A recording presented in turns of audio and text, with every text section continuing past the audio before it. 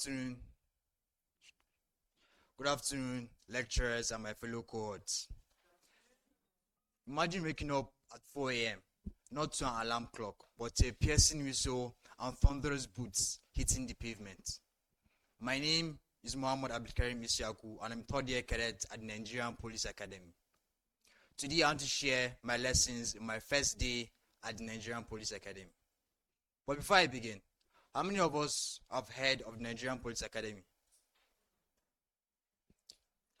It's a regimented academy where we come for 5 years, do our university courses, and alongside our studies, we train. I know it sounds very, very stressful. I can assure you it's very, very stressful. So my first day in Nigerian Police Academy, before I came inside the school, I knew it was going to be a very rigid and stressful environment, but I didn't know how difficult it was going to be.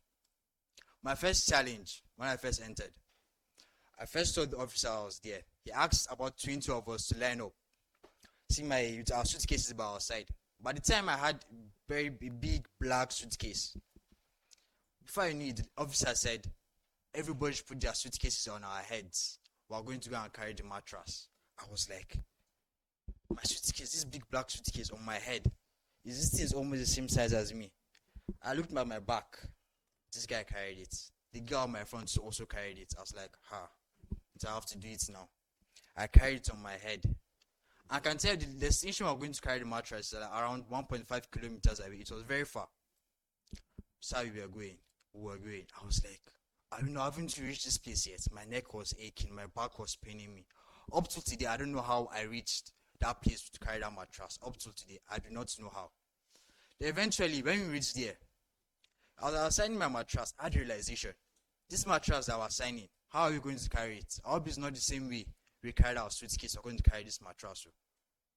I carried my mattress, went close to my suitcase again. He asked us, let's line up back in a single file. I lined up back. He said, put your suitcase and your mattress on your heads. I was like, And I looked around, thinking maybe the hostel was close by. I looked around, I was only seeing trees. I was like, I'm finished today. I put it on my head. I put it on my officer looked at me and said, can you do it? I was like, I was nodding my head because I had no strength to even answer him. Put it on my head. The officer had to assist me and put the mattress on my head. As we were going, 10 minutes in, my neck was paining me again. I couldn't walk properly. I was just shaking. I was moving side to side. The only thing that motivated me that time was the girl on my front kept pushing through. Even though she was exhausted, I was like, nah, me, I cannot fall and this girl is doing it. It's not possible. That's how I carried myself, kept going. Finally, we arrived at our destination. Finally arrived at the hostel. The lessons I learned that day were discipline under pressure. Even when you're physically exhausted, you're tired, you have to push through because pressure and hard work is what makes you a competent individual.